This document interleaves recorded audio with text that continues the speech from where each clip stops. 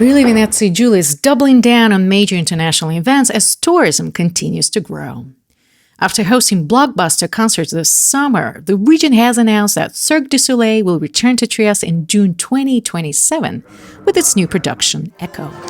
Governor Massimiliano Fedriga says events like these generate hundreds of millions of euros in economic impact, while raising the region's international profile and attracting visitors from across Italy and abroad. Devo dire che noi abbiamo a livelli proprio economici un impatto straordinario. Noi ogni anno rispetto al 2019, ogni anno nel 2025 abbiamo circa, ovviamente sono stime ma prudenziali, 230 milioni di euro. Se consideriamo il complessivo sfondiamo i 400 milioni di euro all'anno.